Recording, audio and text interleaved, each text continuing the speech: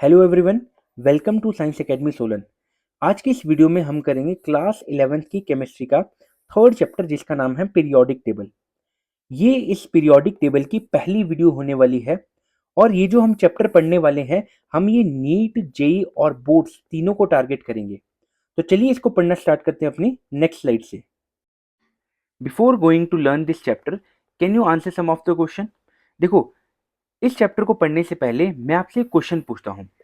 अगर मुझे कोई भी लैंग्वेज सीखनी है तो क्या मुझे उसके अल्फ़ाबेट्स आना ज़रूरी है? फॉर एग्ज़ाम्पल बच्चों, अगर हमें हिंदी सीखनी है तो क्या मुझे अ, आ, ई, ऊ आना ज़रूरी है? या फिर अगर मुझे इंग्लिश सीखनी है तो क्या मुझे ए, बी, सी, डी, ई, एफ ये आना ज़रूरी है? तो आंसर है बेटा इसका यस। क्यों? क्योंकि अगर मुझे अल्फ़ाबेट नहीं आएँगे तो मुझे इसकी लैंग्वेज भी बिल्कुल नहीं आएगी। इसी के बेसिस पे कुछ एक साइंटिस्ट ने बोला था, सुनना बात को ध्यान से। Based on this fact some scientist consider chemistry as a language. तो बेटा केमिस्ट्री को क्या उन्होंने कंसीडर किया? उन्होंने उसको लैंग्वेज कंसीडर किया और पीरियोडिक टेबल को उसका अल्फाबेटिकल चार्ट कंसीडर किया। तो बेटा जैसे इंग्लिश को सीखने के लिए ए बी सी डी आपको आना चाहिए और जैसे हिंदी को सीखने के लिए आ आपको आना चाहिए, वैसे ही अगर आपको केमिस्ट्री सीखनी है तो आपको बेटा पीरियोडिक टेबल आना चाहिए। तो ये मैंने आपको बता दिया कि पीरियोडिक टेबल हमें क्यों सीखना है, क्योंकि अगर मुझे केमिस्ट्री सीखनी है तो मुझे पहले उसका अल्फ़ाबेट यानी कि मुझे उसकी पीरियोडिक टेबल जो है वो समझनी पड़ेगी। अगला टॉपिक हमारे पास है ऑब्जेक्टिव ऑफ पीरियोडिक टेबल। देखो इस पिक्चर में आप क्या देख रहे हो, यहाँ पे मैंने लिखा भी है what have you observed in this picture. देखो इस पिक्चर में हम क्या देख रहे हैं कि एक बच्चा कैसे कैसे ग्रो करके अपने ओल्ड एज में कन्वर्ट हो रहा है। तो यहाँ पे मैंने क्या लिखा है, एक common growth of a human में। तो जैसे जैसे बच्चा बड़ा होता गया उसकी ग्रोथ होती गई। तो सिमिलरली बच्चे हमारे पास क्या हुआ, in the same manner there is a gradual growth in the chemistry. ठीक है, केमिस्ट्री में भी ऐसी ही ग्रोथ होती गई with the discovery of elements in by the scientist. तो जैसे जैसे आपके एलिमेंट्स डिस्कवर किए बेटा साइंटिस्ट ने, वैसे वैसे उसको लर्न करना या फिर उसको अंडरस्टैंड करना बहुत ही मुश्किल होता गया। तो इस चीज को हमने सिंप्लीफाई करने के लिए क्या बनाया बेटा, पीरियोडिक टेबल बनाया। सुनना बेटा, 1800 के टाइम में सिर्फ 31 एलिमेंट्स जो थे वो डिस्कवर हुए थे, लेकिन 1885 में 63 एलिमेंट्स डिस्कवर हो चुके थे। तो आप खुद देखो 65 ईयर्स में आपके कितने सारे एलिमेंट्स जो थे वो डिस्कवर हो गए थे। लेकिन आज के टाइम में तो बेटा 118 एलिमेंट्स जो है वो नोन है। तो इतने सारे एलिमेंट्स को याद करना कोई आसान चीज़ तो है नहीं। तो हमने उसको कुछ ऐसे अरेंज किया है कि हम उसको लर्न कर सके। तो कैसे, उनकी फिजिकल प्रॉपर्टी और कुछ एक केमिकल प्रॉपर्टी की रिपीटेशन से हमने वहाँ पे एक चीज़ बनाई है जिसको बोलते हैं बेटा पीरियोडिक टेबल। लेकिन पीरियोडिक टेबल जो है, जो कि हम आज पढ़ते हैं मॉडर्न पीरियोडिक टेबल, यहाँ पे हम डायरेक्टली जंप नहीं करेंगे। हम सबसे पहले देखेंगे अपना हिस्टोरिकल वे कि हम यहाँ तक कैसे पहुंचे। अब हम देख लेते हैं पीरियोडिक टेबल की डेफिनेशन कि सर ये पीरियोडिक टेबल होता क्या है, जो आप इतनी देर से बोल रहे हो। अब मेरी बात को ध्यान से सुनना। देखो मैंने आपको अभी भी बताया कि जैसे जैसे एलिमेंट्स डिस्कवर होते गए उनको याद करना मुश्किल हुआ। तो इसको, इसका जो हल था उसको किसने बताया बेटा, पीरियोडिक टेबल ने बताया। तो क्या होता है ये सुनना, arrangement of element in tabular form. क्या आपने एलिमेंट्स को क्या किया, एक टेबल की फॉर्म में बेटा अरेंज कर दिया according to their similar physical and chemical property. और आपने उसको कुछ ऐसे अरेंज किया कि यहाँ पे क्या हो रहा है, लेफ्ट टू राइट और टॉप टू बॉटम जाने में बेटा आपकी physical property and chemical property क्या कर जा रही है, रिपीट कर जा रही है। तो जिसकी वजह से उसको याद करना बहुत ही आसान हो गया था। तो सुना, मैं इसको दोबारा से पढ़ लेता हूँ। Arrangement of elements in the tabular form according to their similar physical and chemical property are known as periodic table। देखो ये जो पीरियोडिक टेबल है, इसको बनाने के लिए कई लोगों ने अपना कंट्रीब्यूशन दिया। तो इसके लिए हमने पढ़ना है बेटा डेवलपमेंट ऑफ पीरियोडिक टेबल। देखो सबसे पहले चेक करना, सबसे पहले हमारे पास लीग में कौन आए, हमारे पास आए लेवोशियर क्लासिफिकेशन। उसके बाद हमें मिला प्राउस्ट हाइपोथेसिस। उसके बाद हमने देखना है डोबेनियर ट्राइड रूल और हमने देखना है न्यूलैंड ऑक्टेव रूल। इसके बाद जो नेक्स्ट हमने देखना है वो है लूथर मेयर कर्व। नेक्स्ट हमने जो सबसे इंपॉर्टेंट जो देखना है वो है मेंडलीव पीरियोडिक टेबल। और मेंडलीव पीरियोडिक टेबल के ऊपर बेस्ड जो हम आजकल भी पीरियोडिक टेबल स्टडी करते हैं वो है बेटा मॉडर्न पीरियोडिक टेबल। तो चलो इसको पढ़ना स्टार्ट करते हैं एक एक करके अपनी नेक्स्ट स्लाइड से। सबसे पहला हमने जो देखना है वो है लेवोशियर क्लासिफिकेशन। देखो अगर मैं आपको एक बात बताऊं तो लेवोशियर जो है वो है बेटा फादर ऑफ केमिस्ट्री। ठीक है बेटा, फादर ऑफ केमिस्ट्री कभी भी कोई पूछे तो आप बोलेंगे ए लेवोशियर या फिर एंटोनी लेवोशियर। तो जो लेवोशियर थे उन्होंने क्या किया, देखो लेवोशियर क्लासिफिकेशन में लेवोशियर ने क्या बोला कि देखो एलिमेंट्स जो है वो सिर्फ दो तरह के हैं। एलिमेंट्स या तो है बेटा आपके पास मेटल्स या फिर आपके पास है नॉन मेटल्स। तो इन्होंने सिर्फ एक बात बताई कि एलिमेंट्स बेटा आपके दो तरह के होते हैं, एक होते हैं मेटल और एक होता है नॉन मेटल। अब सुनना मेरी बात को ध्यान से, मेटल कौन होते हैं, जो अपनी ऑक्सीडेशन करता है या फिर अपना लॉस ऑफ इलेक्ट्रॉन्स करता है, उनको आप क्या बोलेंगे बेटा, मेटल्स। और नॉन मेटल को उन्होंने क्या बोला, जो अपनी रिडक्शन करता है या फिर जो बेटा गेन ऑफ इलेक्ट्रॉन करता है, उनको उन्होंने क्या बोल दिया, नॉन मेटल्स। तो चलिए इसको रीड करते हैं। Lavoisier classified the elements simply in the metal and non metal. तो उसने क्या बोला कि एलिमेंट है बेटा दो तरह के, एक है मेटल और एक है नॉन मेटल। अब सुनना मेटल के बारे में क्या बोलता है वो, metal are the one which have tendency to lose electron. तो बेटा मेटल वो चीज होती है जो कि अपने इलेक्ट्रॉन का लॉस करते हैं। सबसे पहला इन्होंने जो एग्जाम्पल दिया बेटा वो दिया सोडियम का। अब जब सोडियम ने इलेक्ट्रॉन का लॉस किया तो ये क्या बन गया, Na पॉजिटिव। तो सबसे पहले इन्होंने बोला कि देखा मेटल जो है वो इलेक्ट्रॉन का लॉस कर रहे हैं। और दूसरा एग्जाम्पल जो उन्होंने दिया वो दिया पोटेशियम का, पोटेशियम ने भी एक इलेक्ट्रॉन का लॉस किया और क्या बन जाएगा बेटा, K पॉजिटिव बन जाएगा। दूसरा उन्होंने जो बोला वो दिया नॉन मेटल के बारे में।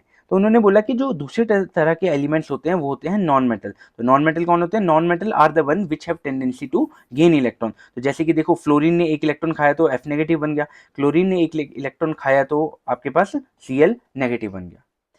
लेकिन ये वाली जो थ्योरी थी ये ज्यादा दिन चली नहीं। ऐसा क्यों हुआ, देखो जैसे जैसे नए एलिमेंट्स डिस्कवर होते गए वो इस थ्योरी में फिट नहीं बैठ रहे थे। तो यहाँ पे क्या लिख रखा है, as the number of elements increase this classification become insufficient for the study of elements. तो जैसे जैसे नए एलिमेंट्स आते गए ये वाली जो क्लासिफिकेशन है ये थोड़ी सी फीकी पड़ने लग गई। दूसरा जो मैंने यहाँ पे ड्रॉबैक लिखा है वो है there are few elements which have property of both metal and non metal. तो देखना बेटा कुछ एक एलिमेंट्स ऐसे भी डिस्कवर हुए जिसकी प्रॉपर्टी ना तो मेटल से रिजेंबल करती थी ना नॉन मेटल से, बल्कि वो दोनों से रिजेंबल करती थी। वो मेटल की तरह भी बिहेव करता था और वो नॉन मेटल की तरह भी बिहेव करता था। और बाद में जिनका नाम क्या पड़ा बेटा, मेटलॉइड्स। आगे मेरी बात समझ में। तो जब हमने लेवोशियर भाई साहब से ये पूछा कि बताओ कुछ एक एलिमेंट मेटल और नॉन मेटल दोनों की तरह बिहेव कर रहे थे, तो उनका इस बात का आंसर नहीं था। मतलब वो ये नहीं बता पाए कि कोई मेटलॉइड की तरह बिहेव क्यों करता है। तो सुनना, Lavoisier could not decide where to place the metalloids. अगला जो हमारे पास आता है एक मॉडल वो है बेटा प्राउस्ट हाइपोथेसिस। देखो प्राउस्ट ने भी एक हमें बात बोली थी, उन्होंने बोला था कि he simply assume that all the elements are made up of hydrogen. देखो ये तो बिल्कुल ही बकवास थी। इन्होंने क्या बोला था कि कोई भी जो चीज है वो बेटा हाइड्रोजन को रिपीट करके बनता है। उन्होंने क्या बोला, उन्होंने बोला कि देखो जैसे नाइट्रोजन है 7 और 14 है, तो इसने बोला कि अगर नाइट्रोजन का 14 मास है और हाइड्रोजन का 1 मास है, आगे मेरी बात समझे, हाइड्रोजन सॉरी नाइट्रोजन का 14 है मास नंबर और हाइड्रोजन का कितना है बेटा, मास नंबर 1 है। तो इसने बोला अगर आप 14 हाइड्रोजन को कहीं पे रखते हो तो वो एकदम से क्या बन जाएगा, नाइट्रोजन बन जाएगा। सुनना मेरी बात को ध्यान से, अगर आपको बेटा ऑक्सीजन बनाना है जिसका मास क्या है बेटा 16 है, तो इसने बोला अगर आप 16 हाइड्रोजन कहीं पे रखते हो तो वो क्या बन जाएगा, वो ऑक्सीजन बन जाएगा। तो देखो ये तो बिल्कुल भी एक्सेप्टेबल नहीं था। तो उन्होंने क्या बोला था कि जो एटॉमिक मास ऑफ एलिमेंट है उन्होंने क्या बोला, n times of atomic mass of hydrogen कर दो। जहां पे उन्होंने एटॉमिक मास ऑफ हाइड्रोजन को क्या लेके चले थे, 1 चले थे। आगे मेरी बात समझ में। अच्छा जहां पे n की वैल्यू क्या हो सकती है, 1 2 3 4 5 6 एंड सो ऑन। आगे मेरी बात समझ में। जैसे अगर आपको बेटा हीलियम बनाना है जिसका मास नंबर क्या होता है, इसका 2 और यहाँ पे क्या होता है बेटा 4 होता है, तो उन्होंने क्या बोला अगर आप 4 टाइम्स हाइड्रोजन को लेते हो जिसका मास नंबर 1 है तो वो क्या बन जाएगा, वो हीलियम बन जाएगा। मेरी बात समझ में आ गई। अब इनका तो बहुत तगड़े ड्रॉबैक थे क्योंकि ये तो इन्होंने जो कंसीडर किया वो ही गलत लग रहा था। तो सुना इन्होंने क्या बोला कि सबसे पहली बात तो हर चीज हाइड्रोजन से नहीं बन सकती, तो every element can not be formed by hydrogen. अच्छा दूसरा इसका जो ड्रॉबैक था वो क्या था, वो भी बहुत अच्छा था।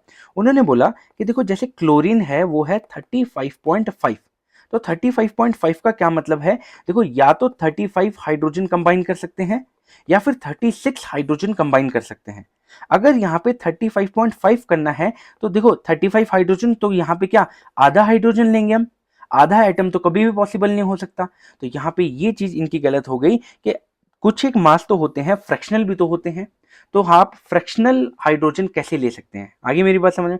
तो atomic mass of all the element were not found in the whole number, तो उन्होंने बोला 35.5 भी नहीं बन सकता और 87.6 भी नहीं बन सकता। तो सुनना, जैसे कि स्ट्रोंशियम का एटॉमिक मास कितना है बेटा, 87.6 है, तो आप या तो 87 हाइड्रोजन ले सकते हो या फिर आप बेटा 88 हाइड्रोजन ले सकते हो। तो ये 0.6 हाइड्रोजन आप कहाँ से लेकर आओगे। तो ये थे बेटा इसके ड्रॉबैक। चलिए नेक्स्ट मॉडल पे जंप करते हैं। अगला हमारे पास आता है बेटा डुबेनियर ट्राइड रूल।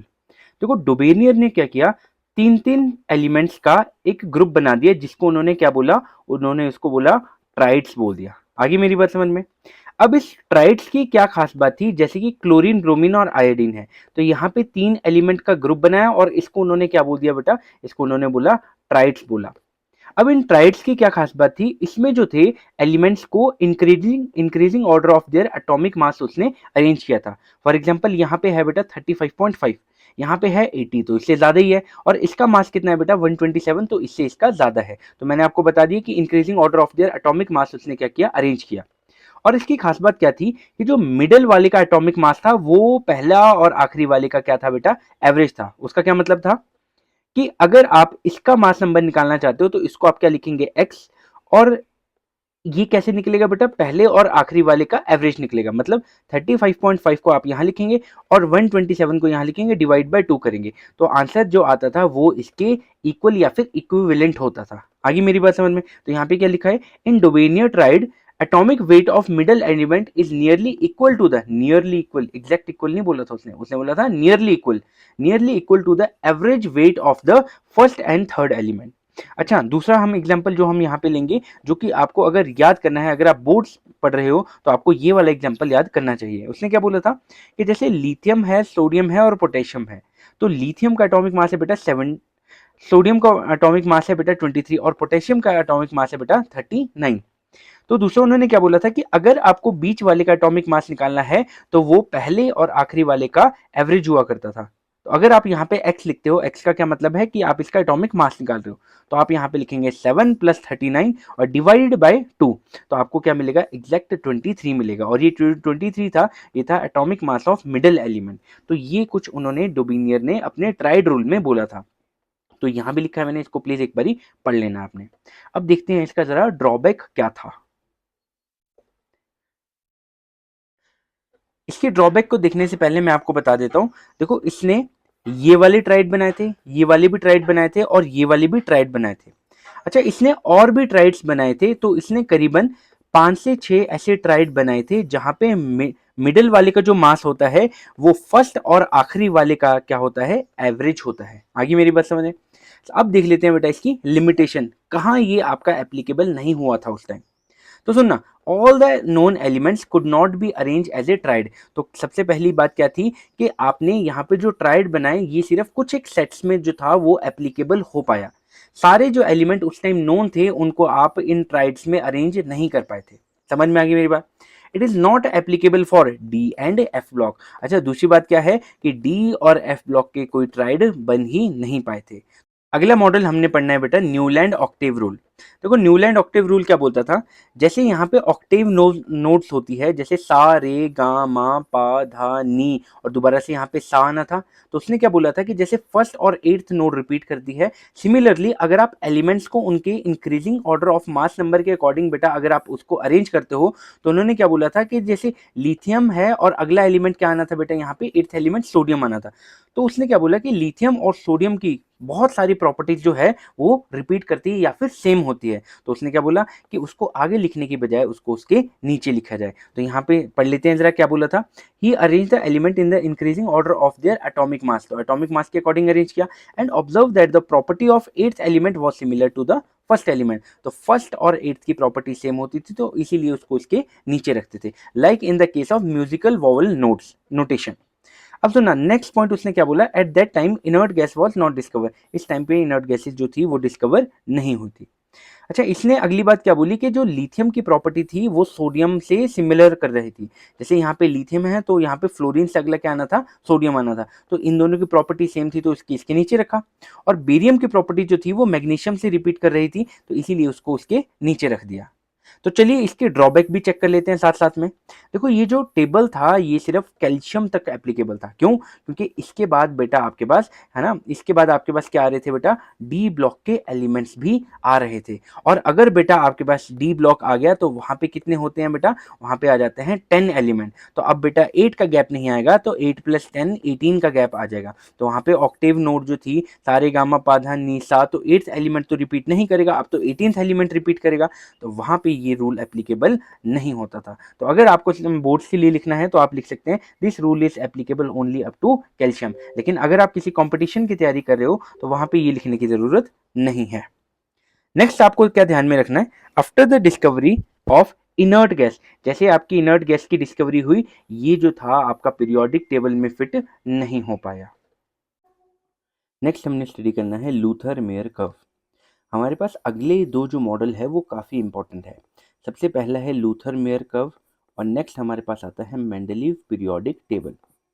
इन दोनों का जो कंक्लूजन था वो बिल्कुल सेम था। देखो इसने क्या किया था, इन्होंने एटॉमिक मास को फिजिकल प्रॉपर्टी के अकॉर्डिंग अरेंज किया था। लेकिन इन्होंने क्या किया था, एटॉमिक मास को केमिकल प्रॉपर्टी के अकॉर्डिंग अरेंज किया था। तो चेक करते हैं जरा लूथर मेयर कर्व ने कैसे एटॉमिक मास को फिजिकल प्रॉपर्टी के अकॉर्डिंग स्टडी किया था। सबसे पहले उन्होंने क्या किया, जितने भी एलिमेंट्स उस टाइम अवेलेबल थे उन सभी का उन्होंने फिजिकल प्रॉपर्टी चेक करी। और फिजिकल प्रॉपर्टी कौन सी चेक करी, उनका एटॉमिक वॉल्यूम चेक कर लिया। जैसे ही उन्होंने सबका एटॉमिक वॉल्यूम चेक किया, उन्होंने प्लॉट किया एक कर्व। और एक बात देखी कि जो कर्व है उसके 3 पॉइंट है। एक तो है बेटा पीक, एक है बेटा असेंडिंग ऑर्डर और ये क्या है बेटा, ये है डिसेंडिंग ऑर्डर। मेरी बात समझ में आती है कि जब उन्होंने एटॉमिक वॉल्यूम के अकॉर्डिंग डिफरेंट एलिमेंट्स को अरेंज किया तो उनको 3 जगह मिली। एक मिली पीक पे, एक मिली असेंडिंग ऑर्डर और एक क्या मिला बेटा उनको, डिसेंडिंग ऑर्डर। और उन्होंने जितने भी एलिमेंट्स थे उनको अरेंज किया। और सबसे पहला कंक्लूजन उन्होंने क्या फाइंड आउट किया, उन्होंने देखा कि जो मोस्ट इलेक्ट्रोपॉजिटिव एलिमेंट है या फिर एल्कली मेटल है, जैसे लिथियम है, सोडियम है, पोटेशियम है, रुबिडियम है और सीजियम है, occupy the peak position of the curve. तो जो कर्व है उसके जो टॉप पे है, जो मैंने आपको अभी बोला जो पीक पे है, वो कौन है बेटा, ये है आपके पास ग्रुप नंबर 1 के एलिमेंट्स जो कि हाईली रिएक्टिव थे। तो ये आपको पता चल गया। दूसरा कंक्लूजन उन्होंने फाइंड आउट किया कि जो लेस इलेक्ट्रोपॉजिटिव थे या फिर जो लेस रिएक्टिव मेटल थे, जिनको बोलते हैं एल्कलाइन अर्थ मेटल। अब ये क्या होता है इसको हम आगे देखने वाले हैं, जो कि है बेटा barium, magnesium, calcium and so on. तो जो डिक्रीजिंग ये जो लेस रिएक्टिव एलिमेंट थे उनको कहाँ रखा था, descending position of the curve पे ऑक्यूपाई कर रहे थे वो। मतलब जो डिक्रीजिंग कर्व था, जो डिसेंडिंग पोजीशन था, जो मैंने पिंक कलर से आपको बता रखा है, उस पोजीशन को वो लोग ऑक्यूपाई कर रहे थे। वो एलिमेंट्स डिक्रीजिंग पोजीशन को ऑक्यूपाई कर रहे थे। तीसरा जो हमें कंक्लूजन मिला वो क्या मिला कि जो मोस्ट इलेक्ट्रोनेगेटिव एलिमेंट्स जैसे हेलोजन, फ्लोरीन, क्लोरीन, ब्रोमीन और iodine occupy the ascending position on the curve.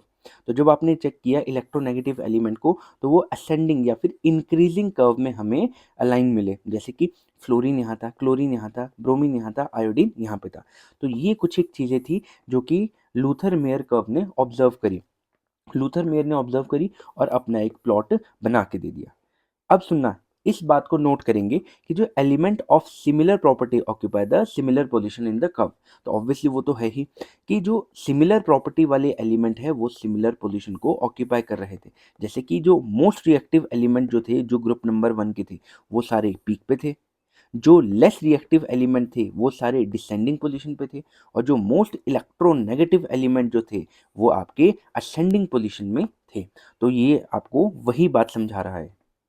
Next model हमने जो स्टडी करना है वो है मेंडलीव पीरियोडिक टेबल। देखो ये बहुत बहुत बहुत ज़्यादा इंपॉर्टेंट पीरियोडिक टेबल है, ये आपको काफ़ी कुछ सिखाएगा। और ये अगर मैं इसकी इंपॉर्टेंस की बात करूँ तो अगर जो मॉडर्न पीरियोडिक टेबल भी जो है जो कि हम आज की डेट में पढ़ते हैं, वो भी कहीं ना कहीं इंस्पिरेशन है किसका, मेंडलीव पीरियोडिक टेबल का। क्योंकि जो मेंडलीव ने बताया वही चीज़ें हमने किस में अप्लाई करी, हमने मॉडर्न पीरियोडिक टेबल में अप्लाई करी। बस थोड़ा थोड़ा फ़र्क है आपके मेंडलीव और मॉडर्न पीरियोडिक टेबल में, और उसकी वजह से कैसे प्रॉपर्टीज चेंज होती है चलिए देखते हैं। सबसे पहली बात है बेटा मेंडलीव पीरियोडिक टेबल में होता क्या है। इसमें क्या होता है कि in Mendeleev periodic table elements are arrange in the increasing order of their atomic mass. कि जब आपने एलिमेंट्स को अरेंज किया तो आप उसमें क्या चेक करोगे कि एलिमेंट्स को कैसे इंक्रीज किया उन्होंने, अलाइन किया है increasing order of their atomic mass के अकॉर्डिंग किया है कि यहाँ पे इसका एटॉमिक मास कम है और इसका एटॉमिक मास सबसे ज़्यादा है। अच्छा, दूसरी बात हमें क्या याद रखनी है बेटा, Mendeleev periodic law.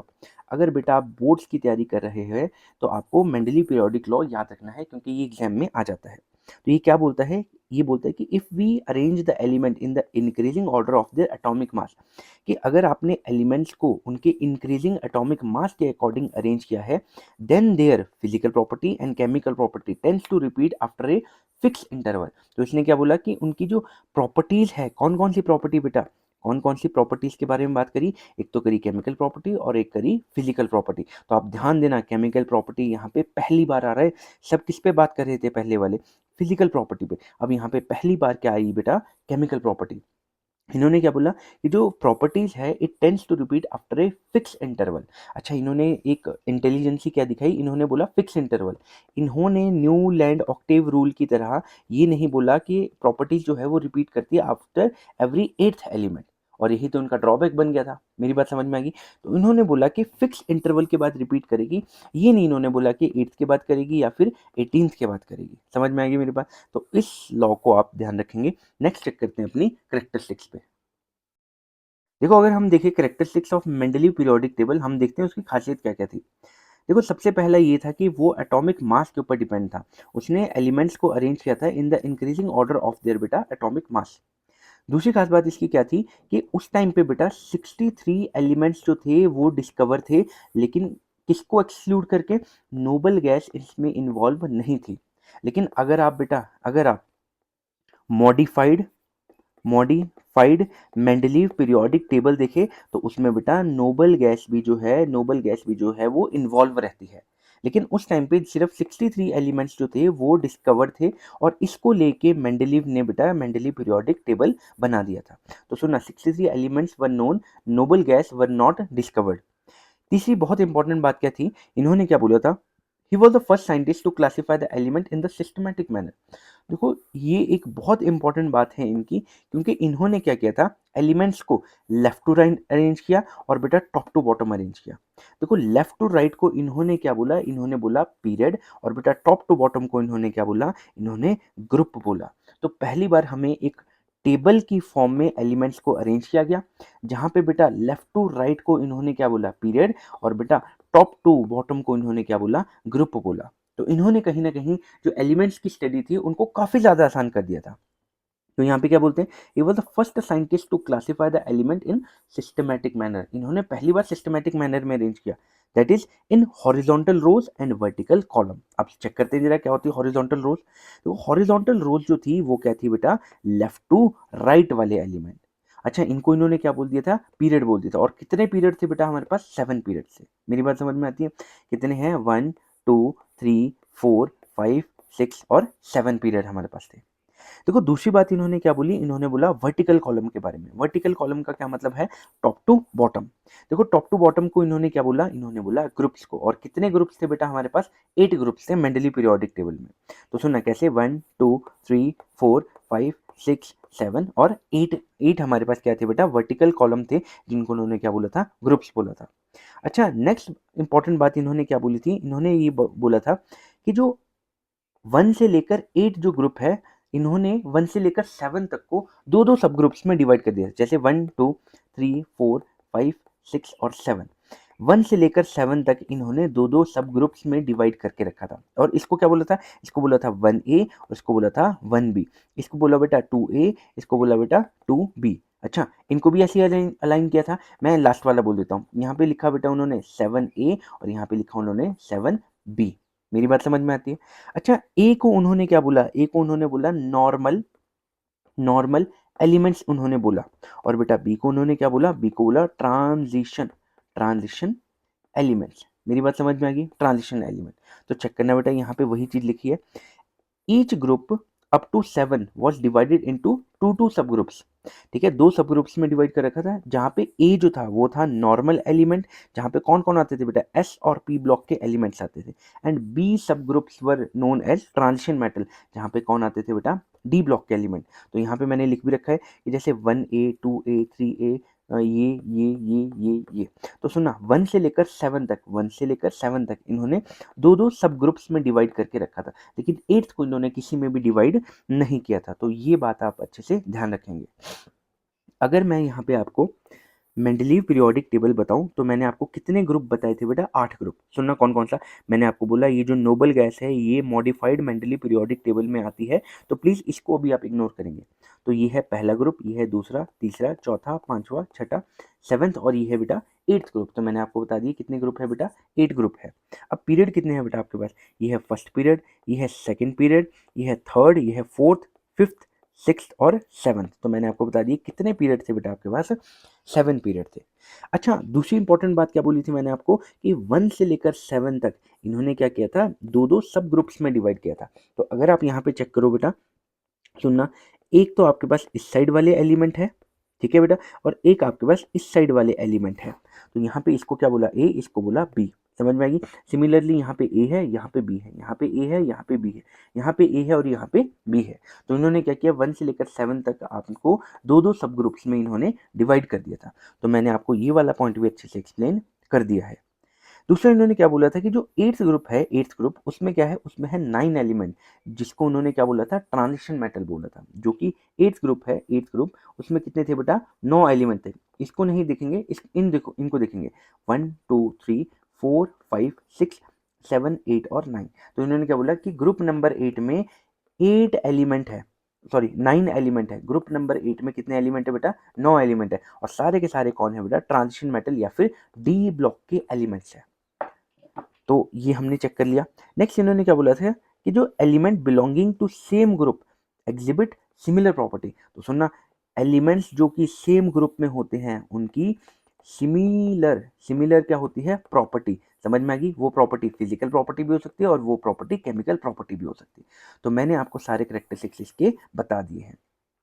Next jump करते हैं बेटा इसकी मेरिट्स एंड डीमेरिट्स को। बेटा सबसे पहला जो एडवांटेज था वो था स्टडी ऑफ एलिमेंट।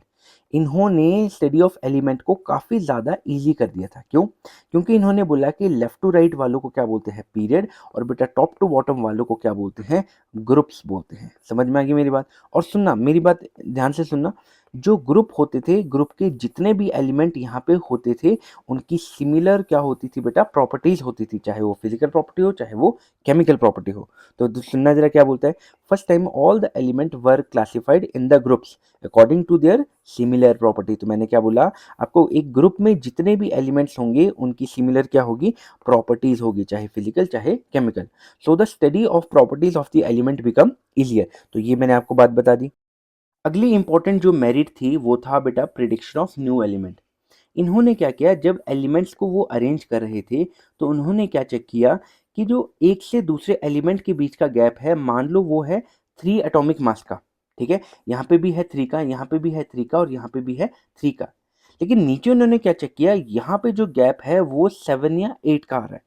तो इनको तो पता चल गया था कि एलिमेंट्स को जब अरेंज कर रहे हैं increasing order of their atomic मास में, तो सिर्फ 3 का ही गैप आ रहा है। लेकिन अगर 7 to 8 का गैप आ रहा है तो मतलब पक्का यहाँ पे कोई ऐसा एलिमेंट है जो कि अनडिस्कवर्ड है। समझ में आ गई मेरी बात।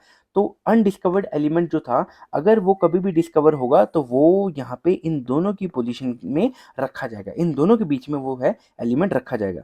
तो इन्होंने एक ऐसी एनकरेजमेंट दी कि वहाँ पे आप डिस्कवरी ऑफ न्यू एलिमेंट्स कर सकते हो। और ऐसा हुआ भी। कौन कौन से एलिमेंट जो थे वो डिस्कवर हुए, एक तो हुआ स्कैंडियम, एक हुआ बेटा गैलियम, एक हुआ जर्मेनियम और एक हुआ टेक्नीशियम। अच्छा, इन एलिमेंट्स को कहाँ कहाँ पे रखा था, सुनना। देखो, एक तो बोरोन के आगे जो था वो स्कैंडियम रखा था, मतलब स्कैंडियम अनडिस्कवर था, तो यहाँ पे ये बोरोन के आगे था। एल्यूमिनियम के आगे जो था वो था गैलियम। तो यहाँ पे जब ये डिस्कवर नहीं था, तो क्योंकि ये बोरोन के आगे था तो इसका नाम रखा था एका बोरोन, एका बोरोन था। अच्छा, इसके ये भी डिस्कवर नहीं था तो एल्यूमिनियम के आगे था, तो इसको क्या बोला बेटा, एका एल्यूमिनियम। समझ में आ गई मेरी बात। एका एल्यूमिनियम था। एका मतलब नेक्स्ट टू एल्यूमिनियम, या फिर एका बोरोन का क्या मतलब है, नेक्स्ट टू बोरोन। तो एका बोरोन की जगह पे क्या है बेटा, स्कैंडियम। और एका एल्यूमिनियम की जगह पे क्या आया, जर्मेनियम, गैलियम। सिलिकॉन की जगह पे यहाँ पे जो आया वो है जर्मेनियम। तो जब यहाँ पे कोई नहीं था तो आपने क्या लिखा था इसको, एका सिलिकॉन। मेरी बात समझ में आती है? तो सुनना, यहाँ पे मैंने इनको लिख के रखा है कि जब आपके पास जर्मेनियम डिस्कवर्ड नहीं था तो ये सिलिकॉन के आगे था, इसीलिए इसको क्या लिखा था बेटा, एका सिलिकॉन। अच्छा, बोरोन जो था वो डिस्कवर था, लेकिन उससे नेक्स्ट वाला जो था वो डिस्कवर नहीं था, जिसको हमने क्या बोला था बेटा, स्कैंडियम बोला था। तो इसका नाम क्या रख दिया था, एका, एका बोरोन रखा था। अच्छा, जो गैलियम था वो भी डिस्कवर नहीं था, लेकिन एल्यूमिनियम के आगे था, तो इसका नाम क्या रख दिया था बेटा, एका एल्यूमिनियम। और बेटा जो टेक्नीशियम था वो भी डिस्कवर नहीं था, क्योंकि वो मैंगनीज के आगे था, तो उसको क्या बोला था बेटा, एका मैंगनीज बोला था। तो अगर आपको बेटा इसको याद रखना है तो इसको एक ट्रिक होती है, सीता गीता अलग बीएससी मेथी। इसको आप ऐसे याद रख सकते हो कि सिलिकॉन की जगह पे जर्मेनियम आया था, एका बोरोन की जगह पे स्कैंडियम आया था, और एल्यूमिनियम की जगह पे गैलियम आया था, और बेटा मैंगनीज की जगह पे टेक्नीशियम आया था। तो आप यहाँ पे चेक भी कर सकते हैं, बोरोन की जगह पे स्कैंडियम है, एल्यूमिनियम की जगह पे गैलियम है, सिलिकॉन की जगह पे जर्मेनियम है, और मैंगनीज की जगह पे कौन था बेटा, टेक्नीशियम था। समझ में आ गई मेरी बात? तो यहाँ पे क्या था, इसका नाम था एका बोरोन, एका एल्यूमिनियम, एका सिलिकॉन, और इसका नाम था एका मैंगनीज। एका का क्या मतलब था, नेक्स्ट टू एलिमेंट। समझ में आ गई मेरी बात? तो आप यहाँ पे इसको स्टडी कर सकते हैं। अब हर मॉडल की कुछ ना कुछ डीमेरिट्स होती है, तो मेंडलीव की भी थी। तो सबसे पहली जो डीमेरिट थी वो थी बेटा पोजीशन ऑफ हाइड्रोजन। देखो, पोजीशन ऑफ हाइड्रोजन जो है वो तो आज भी फिक्स नहीं है। जो मॉडर्न पीरियोडिक टेबल भी जो है वो भी आज तक आपको हाइड्रोजन की पोजीशन को अच्छे से एक्सप्लेन नहीं करेगा। तो इसमें क्या था, hydrogen resemble both with alkali metal and with halogens. तो क्योंकि देखो उनकी प्रॉपर्टी जो है वो एल्कली मेटल के साथ में भी करती हैं और हेलोजन के साथ में भी करती हैं। एल्कली मेटल कौन, ग्रुप 1 के एलिमेंट जैसे lithium, sodium, potassium and so on. तो इन दोनों के साथ में इसकी प्रॉपर्टी जो है वो रिजेंबल करती है। ठीक है, सुनना, in properties so Mendeleev could not decide where to place it. ठीक है, तो मेंडलीव नहीं बता पाया कि हाइड्रोजन को कहाँ पे फिक्स करे, ग्रुप नंबर 1 के एलिमेंट के साथ में करूं या फिर हेलोजन के साथ में करूं। देखो, दूसरी इंपॉर्टेंट बात क्या है कि पोजीशन ऑफ आइसोटोप ये नहीं बता पाया। देखो, जैसे हाइड्रोजन है, ड्यूटेरियम है और ट्रिटियम है, इनका एटॉमिक नंबर जो है बेटा वो बिल्कुल सेम है, लेकिन इनका मास नंबर क्या है, मास नंबर अलग अलग है। तो लोगों का बोलना ये था कि जब बेटा इन्होंने एटॉमिक मास के अकॉर्डिंग अरेंज किया था, तो यहाँ पे भी तो मास नंबर अलग अलग है, तो इन तीनों को भी अलग अलग पोजीशन मिलनी चाहिए थी, कहाँ पे, मेंडलीव पीरियोडिक टेबल में, लेकिन ऐसा कुछ हुआ नहीं। तो आप यहाँ पे स्टडी कर सकते हो, as the atomic weight of isotope differ they should have been placed in different position in the Mendeleev periodic table, but there is no such place for the isotopes. तो आइसोटोप के लिए ऐसी कोई भी position वहाँ पे नहीं दी गई। तीसरा जो इंपॉर्टेंट डीमेरिट था वो था बेटा एनोमलस बिहेवियर ऑफ एलिमेंट्स। देखो, इन्होंने क्या बोला था कि हम एलिमेंट्स को increasing order of their atomic mass arrange करेंगे, लेकिन इन्होंने कैसे अरेंज किया, जैसे यहाँ पे था बेटा आर्सेनिक था और यहाँ पे क्या था बेटा, पोटेशियम था, लेकिन इसका एटॉमिक मास कितना है बेटा, 39.9, और पोटेशियम का कितना है बेटा, 39.1। तो इन्होंने क्या था, जो बड़ा था उसको पहले रख दिया और जो छोटा था उसको बाद में रख दिया। जैसे कोबाल्ट है और निकल है, तो कोबाल्ट का जो एटॉमिक मास है वो है बेटा 58.9, और निकल का जो एटॉमिक मास है वो है 58.6। तो इन्होंने बड़े वाले को आगे रख दिया और छोटे वाले को पीछे रख दिया। तो इन्होंने जो अपना ही जो मॉडल था, जो कि मॉडर्न मेंडली पीरियोडिक लॉ था, उसी को ही वो कर दिया। ठीक है, इन्होंने क्या बोला था कि जो हम increasing order of their atomic मास करेंगे, लेकिन इन्होंने बड़े वाले को पहले लिख दिया और छोटे वाले को बाद में लिखा। अगला डीमेरिट हमारे पास जो था वो था like element were placed in different groups. तो मैंने आपको बताया था कि ग्रुप्स में क्या होते हैं, सिमिलर प्रॉपर्टी वाले एलिमेंट्स को हम क्या करते हैं, अरेंज करते हैं। लेकिन इन्होंने क्या किया, जैसे कि कुछ एक सिमिलर प्रॉपर्टी वाले एलिमेंट थे जैसे प्लेटिनम और gold, which have similar property but were placed in different groups. जैसे प्लेटिनम को अलग किया और गोल्ड को इन्होंने अलग रख दिया, तो सिमिलर प्रॉपर्टी वालों को इन्होंने अलग अलग रख दिया था। इस वीडियो में इतना ही, मिलते हैं अपनी नेक्स्ट वीडियो में। अगर आपको वीडियो अच्छी लगी है तो लाइक करें, दोस्तों के साथ में शेयर करें और इस चैनल को सब्सक्राइब करें। Thank you so much.